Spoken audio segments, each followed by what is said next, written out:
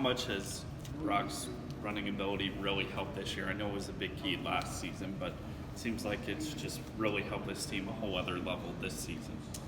Yeah, I think obviously at times it's helped us move the football, and there's some big plays that has resulted from him running the football. And I just think anytime there's a positive play, it helps our team. And we've been fortunate that there's been some times this year where he's been able to get some yards by running. What is Johnny, when Johnny's done what he did, maybe the first quarter against Baylor or at times last week, what's going well for him when he's playing like that? Johnny's a really good football player. I think Johnny catches the ball really well.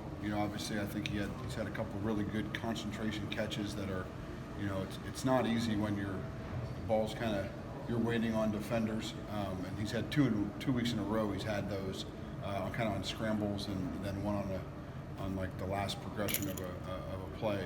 So I think that's one thing. But I think Johnny like really works at it. I mean, he's up here all the time. He's a tough guy. It's really important to him.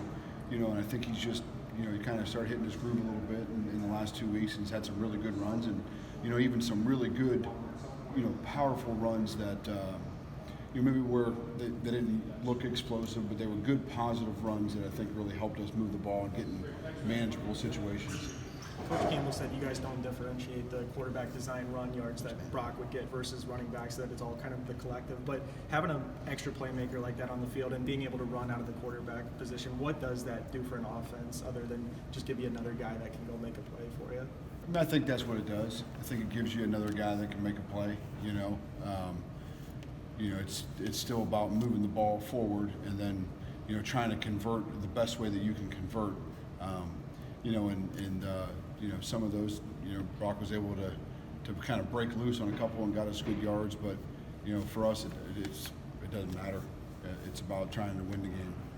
And however we got to win the game, we're going to try to win the game. How much are Brock's non-sideline, mid-range type passes actual route running or running into space, running into open spaces? I think there's both, and most of it, Randy, would be kind of based on coverages and things like that. So I think there's a little bit of both, and those change week to week. Obviously, in people that play a little bit more zone, some of it's more of a spatial deals and trying to get people into open areas, but and then some of it is really good route running. In the last couple of weeks, I just kind of think Deshaunte's run some really good routes in the middle, and where it's been kind of a man-to-man type structure. Charlie's run a couple really good routes. And there's been a couple really good routes run, and maybe the ball's gone somewhere else too. So, I think that's something that you work on. You work on the plays, but I think our coaches do a really good job, and they work really hard on the details of different routes and different leverages and different kind of techniques. I think if you can't pigeonhole yourself and say, well, we always run a route this way, or I think a lot of it depends on the defensive style, and then from there, what kind of play we're running. Coach Campbell talked a little bit about that he saw a lot of growth in Deshaunte's practice habits from, I think, kind of early on to now. Where have you seen him evolve in those areas? Yeah, I mean, I just admire him. He's a kid that really, he played really early here.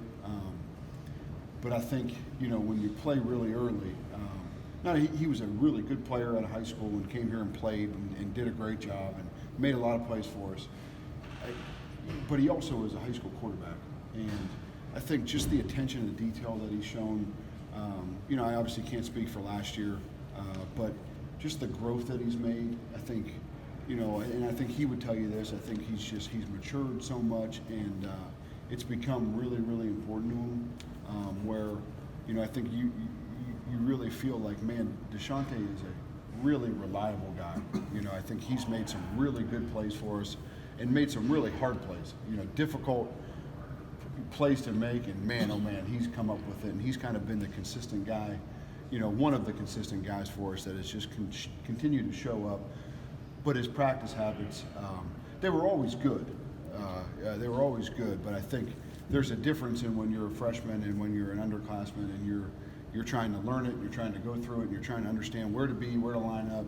You know, I think now he's at the point where it's not just how do I line up, it's man, what is the technique, what's the coverage, what's the, in my toolbox, when elite playmakers have the ability to make plays, I think those guys understand what's my go-to move, what's my counter moves off of it, and I think we're really seeing Deshante kind of evolve into that, and he's just been a real pleasure this year to be around. He's been great for the team. Does he kind of become that security blanket that Akeem was almost for Brock to know I can always go to him at least? You know, I don't. Brock is really good at throwing the ball to where he thinks the ball should go. So I think he obviously trusts Deshante, but I would be hesitant to say that, you know, he's a security blanket. He has happened to come up with a lot of really big plays, but I think Brock does a great job of. Brock just tries to. He trusts everybody. You know, I think you see he'll throw it to anybody that he thinks is open, and he'll throw it. You know, and I think that's a good sign for a quarterback. But it's a good sign if you play a guy that can catch the ball on the team, because you feel like, man, on any play I can get the ball. So I think that's helped us. I do, that he'll throw the ball to anybody. Coach Patterson said after the game that they hadn't seen you guys run the quarterback run out of a tight end set, and so that took them time to adjust. How much of that is the offense continues to evolve, and how much of it is you pull different stuff out of your playbook into a game plan each week because you got to show teams different stuff? I mean, I wish I could say it was like, honestly, it's just we felt like that was a way for us to move the ball. You know, after you go through everything, you know, you feel like, man, how can we move the ball against this team? And we felt like there were some situations, you know, within those sets that maybe we could move the ball that way and get an extra hat or whatever it may have been. You know, yeah, it's not real magical. It's just, man, I think we can get a couple yards this way, and then that's kind of how we build. How can you get a couple yards, and then you just kind of keep trying to go. How does that process start? I mean, I'm sure you have. I mean, NFL teams have maybe 1,000+ plays. How does it start where you have your playbook, but then before a game throughout the week you say, this is for the most part what we're going to run? Yeah, you know, I think you have your plays and you have your the base things of your offense, but you also have what are the things that are applicable to the defense you're playing. So most of the time, you can eliminate about 75% of your playbook by week. You know, well, that's not any good because they don't play any of the coverages that would be good for, or they don't play any of the fronts that would be good for. So, you know, for us, it changes week to week on what do we feel like that we have that we can do without creating and manufacturing something, you know, that would confuse our own players. You know, how do we move the ball the best we can? And you know, every week it's different. And I think that's what's fun about football is you may think you're really good, but you never know what's going to come up next, and you really have no idea. And I think, you know, that's always a challenge of offensive football, and I think also the challenge of defensive football is, you know, you're really only good as your last play, and it's a old coach's saying, but it's true, you know, because you just don't know what can happen next.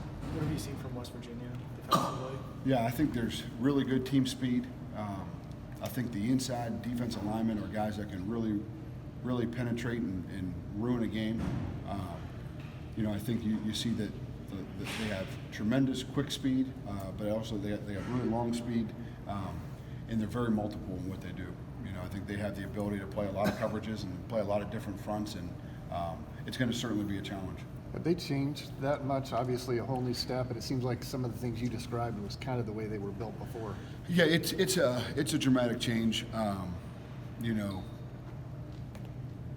they play totally different front system and coverages. There's some coverages that have some similarities probably to what they used to do, but brand new stuff and really very multiple and quite a challenge. So Capone's worthless? Yeah, Capone's, yes, you heard that here first. Capone is completely worthless.